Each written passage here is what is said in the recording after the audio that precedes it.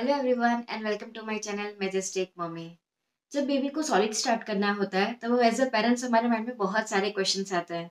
जब मेरे बेबी का सॉलिड स्टार्ट करने का टाइम आया था तब मेरे माइंड में इतने सारे क्वेश्चंस आए थे। जैसे कि हम सॉलिड्स क्यों स्टार्ट करते हैं, कब स्टार्ट करना चाहिए, पहला बेबी का फूड कौन सा होना चाहिए, कौन से फूड नहीं देने चाहिए, कितनी क्वांटिटी में देना चाहिए, किस फॉर्म में देना चाहिए। ऐसे बहुत सारे क्वेश्चंस मेरे माइंड में आए थे। तो इसलिए फिर मैंने पूरा रिसर्च किया था। और जब मैंने रिसर्च किया तब मैंने देखा कि कोई एक प्लेटफॉर्म में ये सारे क्वेश्चंस के आंसर नहीं मिल रहे थे। तो इसलिए मैंने सोचा कि क्यों ना एक वीडियो बनाया जाए जिसपे ऐसे छोटे छोटे जो क्वेश्चंस होते हैं सारे पेरेंट्स के, उनका एक ही प्लेटफॉर्म पे आपको आंसर मिल सके। तो चलिए सारे क्वेश्चंस के एक एक करके हम आंसर्स देते हैं। पर वीडियो स्टार्ट करने से पहले अगर आपको वीडियो पसंद आए तो लाइक और शेयर करना मत भूलिएगा।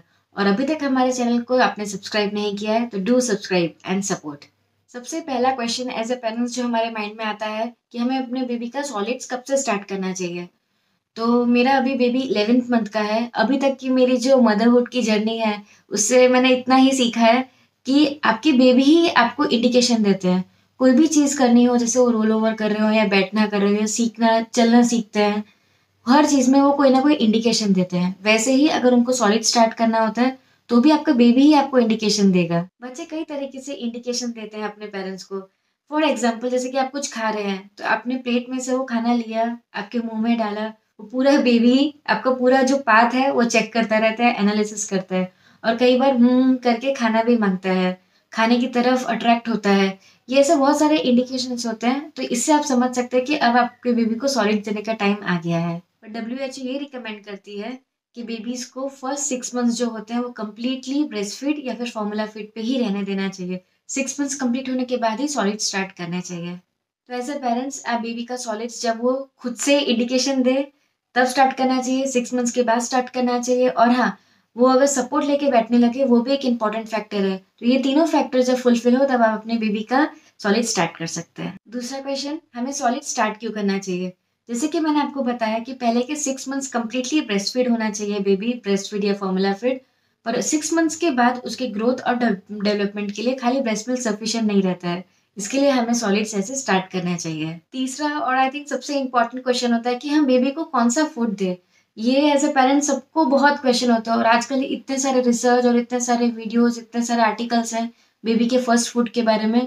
तो मैं आपको यहाँ पे एकदम प्रिस्क्राइब और हम जो इजीली अवेलेबल होता है मार्केट में वो मैं आपको कुछ शॉर्टलिस्ट करके बताती हूँ।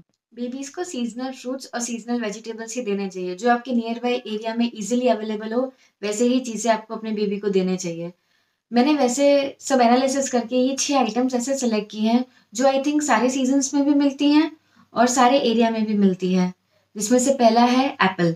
एप्पल एक बहुत अच्छा सोर्स ऑफ एनर्जी होता है और बहुत उसमें न्यूट्रिएंट्स होते हैं, ये हम सबको पता है। और आई थिंक ये सारे थ्रू आउट द सीजन मिलता है और सब जगह मिलता है। तो आप एप्पल दे सकते हैं। सेकंड, बनाना। बनाना तो एक रिच फ्रूट है जिसमें सब कुछ अवेलेबल होता है और बेबीज को जो जो चीज़ें चाहिए वो ये सब बनाना से मिलती है। और वो भी ऑलमोस्ट सारे सीजन्स में ही मिलता है। तो आप बनाना दे सकते हैं अपने बेबी को। थर्ड, मूंग की दाल। अब दाल में भी बहुत सारी वैरायटीज आती है पर मूंग की दाल जो होती है वो बेबीज को डाइजेस्ट करने में सबसे इजी रहता है। तो आप मूंग की दाल से शुरुआत कर सकते हैं। Fourth, rice. हमारे इंडियन ट्रेडिशंस के हिसाब से दाल और चावल तो चाहिए ही, हमें चाहिए तो बच्चों को भी चाहिए और हमारे मम्मी पापा भी हमें वही खिलाते थे। तो इसके लिए मैंने लिस्ट में दाल और चावल रखा है। Then next, fifth, potato. आलू जो हम सबके घर में इजीली अवेलेबल होता है और बच्चों के लिए ये बहुत अच्छा एक एनर्जी का सोर्स है। तो आप पोटैटोज भी, बॉइल्ड पोटैटोज भी बच्चे को दे सकते हैं। सिक्स्थ, रागी। अभी तक आपने मेरा वीडियो नहीं देखा है रागी के ऊपर तो प्लीज जाके देखिए। ऊपर आई बटन पे भी फ्लैश हो रहा है और मैं नीचे डिस्क्रिप्शन बॉक्स में भी उसकी लिंक दे दूंगी। रागी को वंडर ग्रेन क्यों कहा जाता है और बेबीज का वो फर्स्ट फूड क्यों होना चाहिए, उस पर मैंने एक डेडिकेटेड वीडियो बनाया है। तो प्लीज उसे जाके चेक करिए। आई थिंक ये कंफ्यूजन आपकी थोड़ी दूर हो गई होगी कि बेबी को कौन से फूड पहले देने चाहिए। ये 6 फूड आप पहले दीजिए और बाकी के जो फूड्स होते हैं जो भी आप देना चाहे वो स्टेप बाय स्टेप आप स्टार्ट कर सकते हैं। फिर फोर्थ, सबसे हमारा क्या देना चाहिए उसके बाद क्वेश्चन आता है कि क्या नहीं देना चाहिए।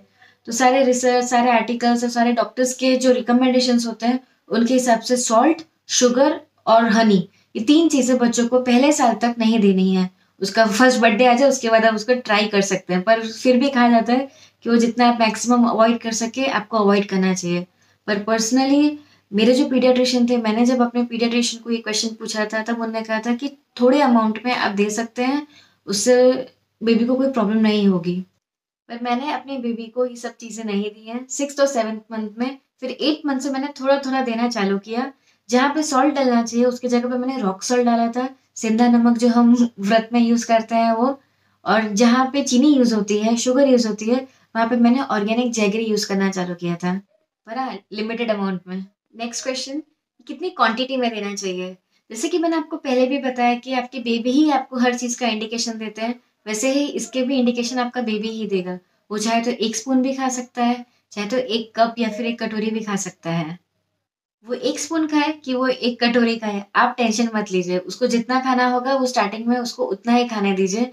कोई फ़ोर्सफुली ईटिंग मत करवाइए। स्टार्टिंग में पूरे दिन में एक ही बार आप दीजिएगा, फिर धीरे-धीरे क्वांटिटी बढ़ाएगा जैसे आपकी बेबी आपको इंडिकेशन देते जाए। और हाँ, पर अब ये मत भूलिएगा कि अगर आपने सॉलिड स्टार्ट कर दिया तो आपको ब्रेस्ट मिल्क छुड़ा देना है। ब्रेस्ट मिल्क भी कंपल्सरी आपको देना ही है।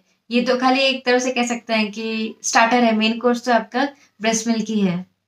नेक्स्ट क्वेश्चन जो हमारे माइंड में आता है वो है कि किस फॉर्म में देना चाहिए? तो हमारा इसका एकदम सिंपल आंसर है कि आपका ब्रेस्ट मिल्क जो होता है, उसकी जो कंसिस्टेंसी होती है उससे आपको थिक देना है।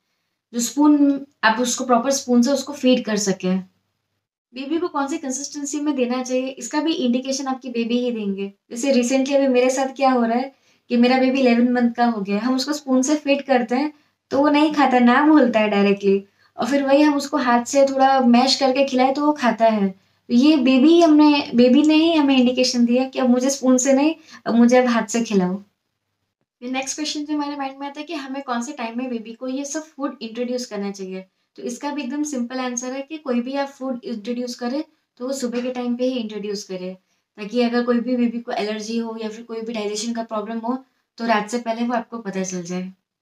इन पॉइंट्स के अलावा भी सॉलिड स्टार्ट करने से पहले आपको कुछ चीज़ों का ध्यान रखना चाहिए एज अ पेरेंट। सबसे पहला कि आप फूड बनाए से लेकर फूड बच्चे को खिलाते हैं, तब तक आपको पूरा हाइजीन मेंटेन करना है। आपके प्रॉपर हैंड वॉश करने हैं। जो भी उसके यूटेंसिल्स आप यूज़ कर रहे हैं, जो भी बर्तन यूज़ कर रहे हैं, वो सारे स्टेरिलाइज़ होने चाहिए। हाइजीन का हमें बहुत ज़्यादा ध्यान रखना चाहिए। दूसरा सबसे इम्पोर्टेंट पॉइंट कि आप कोई भी नया फूड बेबी को इंट्रोड्यूस कर रहे हो, तो वो सुबह के टाइम पे ही आपको करना है, और आपको 2 से 3 दिन तक वही सेम चीज़ देते हैं।